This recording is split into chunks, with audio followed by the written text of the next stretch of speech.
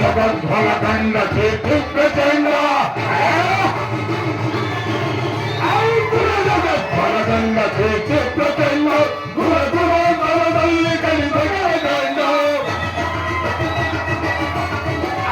ಗುರ ಗುರೋದರದಲ್ಲಿ ಕಲಿತಗಂಡ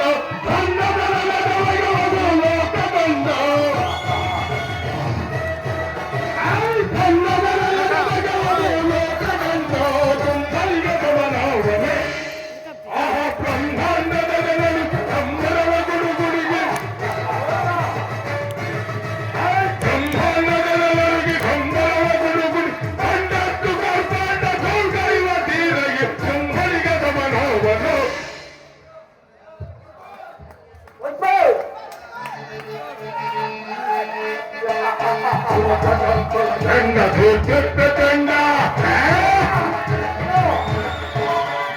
ಜಗದ್ಭಲಗಂಡ ಚೇತುಪ್ರಚಂಡ ಗುರ ಗುರಾಂತರದಲ್ಲಿ ಕಲಿತಗಂಡ ಗುರುಗುರಾಂತರದಲ್ಲಿ ಕಲಿತಗಂಡ ಕಂದರದ ಲೋಕದಂಡ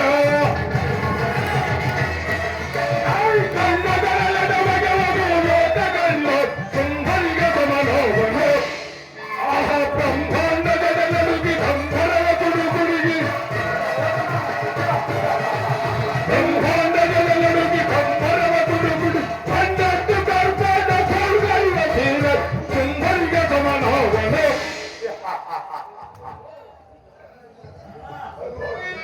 ಸಹೋದರ ಅಣ್ಣ ದಿಕ್ಕು ದಿಕ್ಕುಗಳನ್ನೇ ದಿಕ್ಕು ದಿಕ್ಕಿಗೆ ಎಸೆದು ಶಬ್ದ ದೇವತೆಗಳನ್ನು ನಿಶ್ಶಬ್ದಗೊಳಿಸಿ ಜಗತ್ತನ್ನೇ ಎತ್ತಿ ಕತ್ತರಿಸಬಲ್ಲ ನಮ್ಮ ಗಣಪತಿಗಳಾದ ಚಂಡ ಮುಂಡವು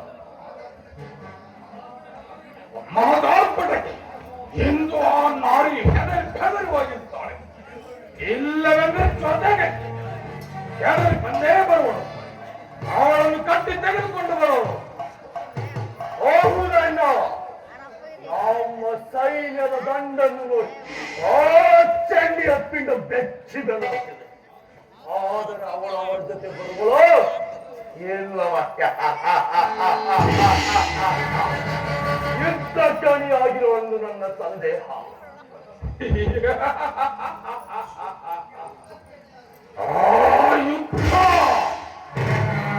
ಯುದ್ಧಕ್ಕೆ ಅಣಿಯಾಗಲಿ ಬಿಡು. ಉದ್ದಟನಾದ ಚಂಡ ಮುಂಡರನ್ನು ಯುದ್ಧ ಮಾಡಲು ಗುಂಡಿಗೆ ಆ ಚಂಡಿಗಿರುವುದೇ ಹಾಗೇನಾದರೂ ಮಳು ಯುದ್ಧಗೈದಿದ್ದರೆ ಇಲ್ಲವೆಂದರೆ ಹೆದರಿ ಜೊತೆಯಲ್ಲೇ ಬಂದೇ ಬರು. ಅಸಖ್ಯ ಇಷ್ಟೊಂದು ಯೋಚನೆ ಸಹೋದರ ಆಗಲ್ಲ ಅಣ್ಣ. ಮಹಾನ್ ಪರಾಕ್ರಮಿಗಳ ಧೂಮ್ರಾಕ್ಷ ಗಾನಶೃಂಗ ಮುಂತಾದ ಪರಾಕ್ರಮಿಗಳನ್ನು ಸಂಹರಿಸಿದ ಆಲಂಡ ಸ್ತ್ರೀಯರು ನಮ್ಮ ಚಂಡ ಮುಂಡಗಳನ್ನು ಏಕೆ ಯುದ್ಧ ಮಾಡಿರಬಾರದು ನನ್ನ ಸಂದೇಹ. ಆದ್ದರಿಂದ ನಮ್ಮ ಚಂಡ ಮುಂಡರಿಗೆ ಯುದ್ಧದಲ್ಲಿ ಜಯವೋ ಅಥವಾ ಸಂದೇಹ ಏಕೆ ಸಹೋದರ? ಈ ಕ್ಷಣದಲ್ಲಿ ನಮ್ಮ ಚಂಡ ಮುಂಡಗಳನ್ನು ನಿರ್ಧಾರ ಮಾಡುತ್ತಿರು.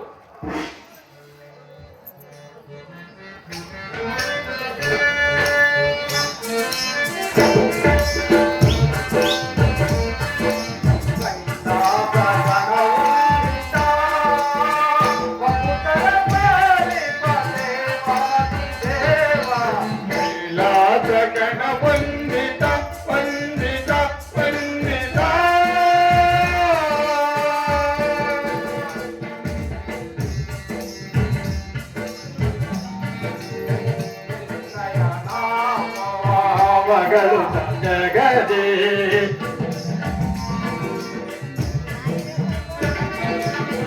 ನಿನ್ನಯ ನಾಮವ ಮಗಳುತ್ತ ಜಗದಿ ಮಣಿಸುತ್ತ ಬಂದೆ ಕಾಣವ ತರಿದೆ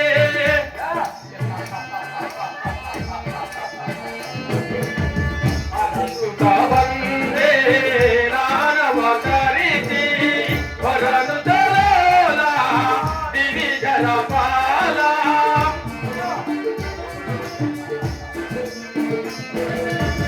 ಹೊರನು ತರೋಲ ದಿವಿ ಜಲಪಾಲ ಭಗವತರ ಪಾಲಿಪ ದೇವಾದಿ ದೇವ ಕೈಲಾಸ ಗಣವಂದಿತ ಭಗವತರ ಪಾಲಿಪ ದೇವಾದಿ ದೇವಾದ ಕೈಲಾಸ ಗಣವಂದಿತ ವಂದಿತ ವಂದಿತ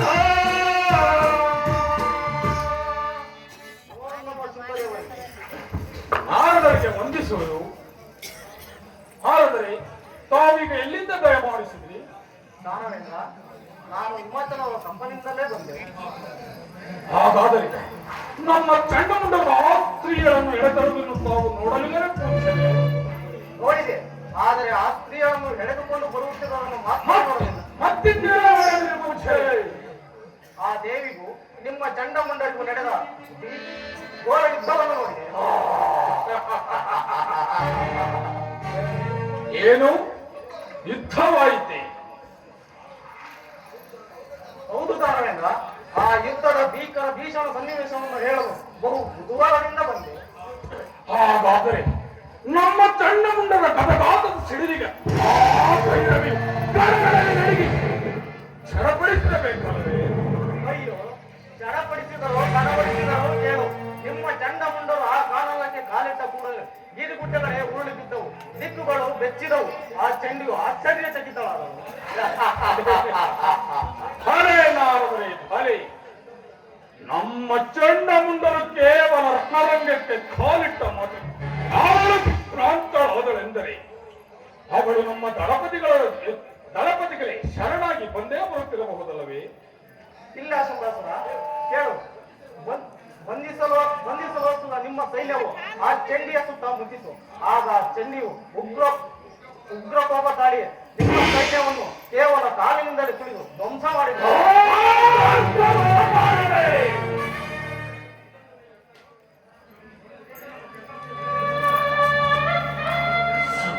ಇದನ್ನು ನಾನು ನಂಬಲು ಸಾಧ್ಯವಿಲ್ಲ ಪೂಜ್ಯರೇ. ಮಹಾಪ್ರಕಟಗಳನ್ನು ಸ್ತ್ರೀಯನ್ನು ಕೊಲ್ಲುವುದು ಸಾಧ್ಯವಿಲ್ಲ. ಇದನ್ನು ನಾನು ನಂಬಲಾರೆ ಪೂಜ್ಯರೇ, ನಂಬಲಾರೆ. ಇಲ್ಲ ಇಲ್ಲ, ಇದನ್ನು ಕಂಡ ನಿಮ್ಮ ಚಂಡಮುಂಡರು ಕೆಂಡವನ್ನು ಹುಡುಕ್ತಾ ಆ ಚಂಡಿಯನ್ನು ಹಿಡಿಯಲು ನುಗ್ಗಿದರು. ಆದರೆ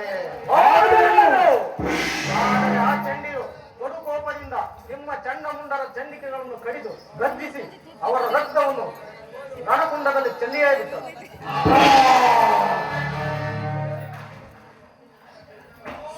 ಸಾಧ್ಯವಿಲ್ಲ ಪೂಜ್ಯರೇ, ಸಾಧ್ಯವಿಲ್ಲ. ಮಹಾಪರಾಕ್ರಮಿಗಳನ್ನು ಕೇವಲ ಸ್ತ್ರೀಯಲ್ಲಿ ಇದನ್ನು ನಾನು ನಂಬಲಾರೆ ಪೂಜ್ಯರೇ, ನಂಬಲಾರೆ. ನಾನಿದೆಲ್ಲವನ್ನು ಕರ್ನಾಟಕದಲ್ಲೇ ಹಾಗಾದರೆ ಚಂಡಮುಂಡರು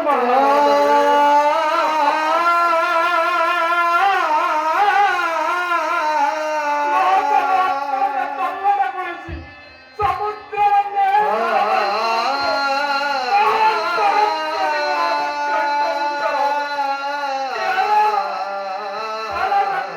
ಕೇವಲ ಚಂಡಿಗೆ ಬಲಿಯಾದರೆಂದರೆ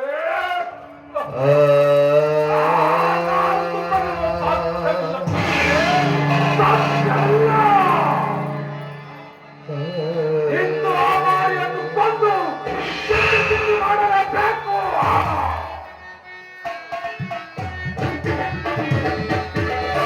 ಗುಡಿಗುಡಿಸಿಕೊಂಡಿಯ ಹರಿದಿರುವೆ ಸತ್ತುಗಳ ಕಡಿದಿರುವೆ ಮುತ್ತಿ ನಾನು, ಸತ್ತುಗಳ ಕಡಿದಿರುವೆ ಮುತ್ತಿ ನಾನು.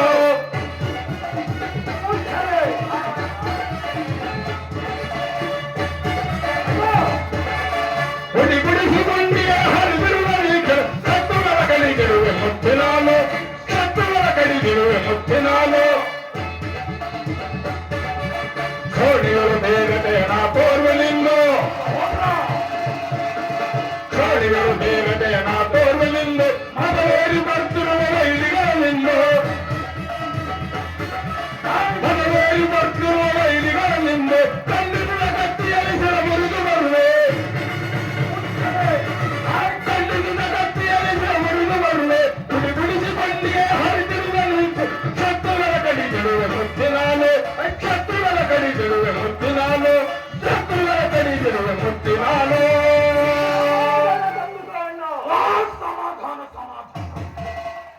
ಇದರಲ್ಲಿ ತ್ರಿಮೂರ್ತಿಗಳೇನ ಕೈವಾಡವಿದೆ.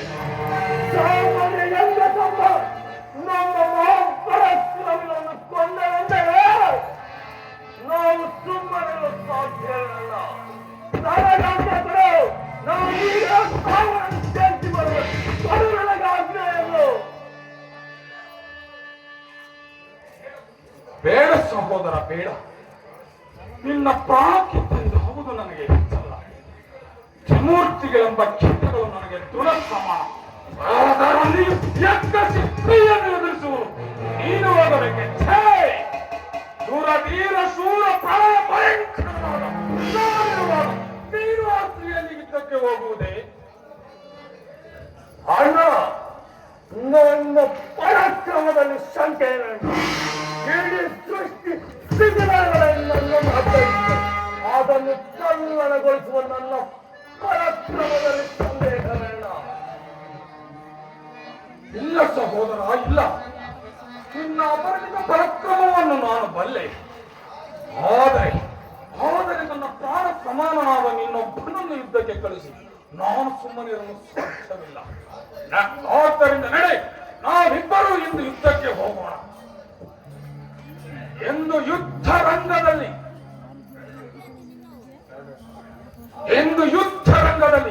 ನಾವು ಮಾಡುವ ಕದನದಿಂದ ಕದನದ ಮಾತನಿಗಳಿಗೆ ಕಾಲನ್ನು ಹೊದರಿ ಬೀಳಲು ಸೂರ್ಯನ ಕರಗಿ ನೀರಾಗಬೇಕು. ಸಾಗರನು ಕಥನ ಕುದಿಯಬೇಕು.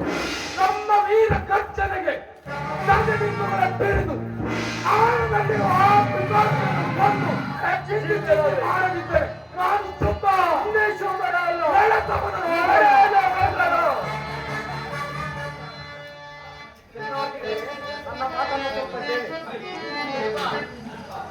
ಚಕ್ರವರ್ತಿಗಳೇ, ನನ್ನ ಮಾತನ್ನು ಸ್ವಲ್ಪ ಕೇಳಿ. ಈ ಅಲ್ಪ ಕಾರ್ಯಕ್ಕೆ ತ್ರೈಲೋಕ ದುರಂಧರರಾದ ನೀವು ಶ್ರೀ ಇದ್ದಲ್ಲಿಗೆ ಯುದ್ಧಕ್ಕೆ ಹೋಗುವುದು. ನಿಮ್ಮ ಸಾಮಂತ ರಾಜರು ಮಹಾಗಟ್ಟಿಗರು ತ್ರಿಲೋಕಗಳನ್ನೇ ತಲ್ಲಣಗೊಳಿಸಬಲ್ಲಂತಹ ಮಹಾಪರಾಕ್ರಮಿಗಳಿರುವಾಗ ಕೇವಲ ನೀವು ಶ್ರೀ ಇದ್ದಲ್ಲಿಗೆ ಯುದ್ಧಕ್ಕೆ ಹೋಗಬೇಕೆ?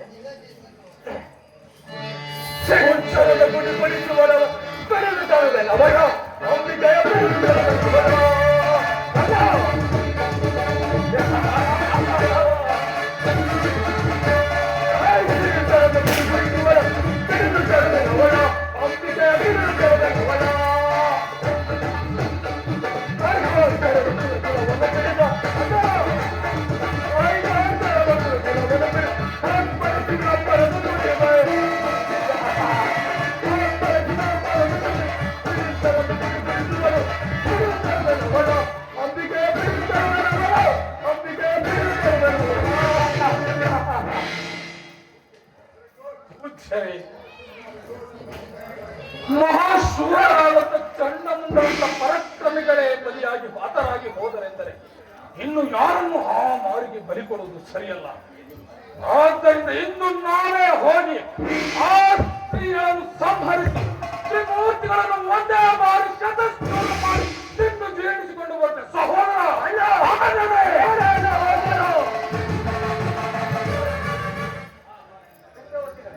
ನನ್ನ ಮಾತನ್ನು ಸ್ವಲ್ಪ ತಾಳ್ಮೆಯಿಂದ ಕೇಳಿ. ನಿಮ್ಮ ಸಾಮಂತರಾಜನು ತೇಜವತೆಯಿಂದಾಳುತ್ತಿರುವ ರಕ್ತಾಭಿರತರನ್ನು ನಿಮಗೆ ಬಂದು ಮಾತ್ರವಲ್ಲ, ಅವನ ಅತ್ಯದ್ಭುತ ವರಗಳನ್ನು ಪಡೆದು ಕಾಲಭೈರವನಂತೆ ಮೆರೆಯುತ್ತಿರುವನು. ಅವನ ಒಂದು ತೊಟ್ಟು ರಕ್ತವು ಭೂಮಿಗೆ ಬಿದ್ದರೆ ಅವನಂತಹ ಸಹಸ್ರಾರು ರಕ್ತಾಭಿರತರು ಉಳಿಸುವರು. ಆಗ ಆ ಶಾಂಭವಿಗಾಗಲಿ ದೇವತೆಗಳಿಗಾಗಲಿ ಹೋರಾಡಲು ಸಾಧ್ಯವಾಗುವುದೇ ಇಲ್ಲ. ಏನು ರಕ್ತಬೀಜಾಸುರನೇ? ಹಲೆ ನಾರದರೆ ಹಲೆ, ನಿಮ್ಮದು ಬಹಳ ಒಳ್ಳೆಯ ಆಲೋಚನೆ. ವಟಪುತ್ರನಾದ ರಕ್ತಬೀಜನೆದುರು ಯುದ್ಧ ಮಾಡುವ ಗುಂಡಿಗೆ ಇನ್ನು ಮಾಡಲು ಯುದ್ಧ ಕಾಡಿ. ಇದುವರೆಗೂ ಸಣ್ಣ ಪುಟ್ಟ ವೀರರನ್ನು ಕೊಂದೆನೆಂದು ಬೀಗುತ್ತಿರುವ ಇನ್ನು ಮಾಡಲು ಯುದ್ಧ. ಸಹೋದರ, ಅಣ್ಣ, ಈಗಲೇ ತೇಜೋವತಿ ಎಂದು ನಮ್ಮ ರಕ್ತಬೀಜಾಸುರನನ್ನು ಕರೆಯಿಸು. ಅಣ್ಣ, ಈಗಲೇ ನಮ್ಮ ಚಾರವನ್ನು ರಕ್ತಬೀಜನಿಗೆ ಕಲಿಸುವನು. ಬೇಡ ಬೇಡ ಚಕ್ರವರ್ತಿ, ಚಾರವೇನು ಬೇಡ. ನಾನೇ ಹೋಗಿ ನಿಮ್ಮ ರಕ್ತಬೀಜನಿಗೆ ಈ ವಿಷಯವನ್ನು ತಿಳಿಸಿ ಇಲ್ಲಿಗೆ ಬರುವಂತೆ ಮಾಡುತ್ತೇನೆ. ಪೂಜ್ಯರೇ, ತಮ್ಮ ಆಲೋಚನಾ ಪಟ್ಟಿದ್ದು ತಮ್ಮ ಸಹಾಯಕ್ಕೂ ನನ್ನ ಅಭಿನಂದನೆಗಳು. ಆದರೆ ನಮ್ಮ ರಕ್ತಬೀಜಾಸುರನ್ನು ಇಲ್ಲಿಗೆ ಬರಮಾಡುವ ಕಾರ್ಯ ನಿಮ್ಮದು. ನಾವು ನಿಶ್ಚಿಂತೆಯಾಗಿರಿ. ಈ ಕಾರ್ಯ ನನಗಿರಲಿ. ಸಂತೋಷ. ನಾನಿನ್ನು ಬರುತ್ತೇನೆ.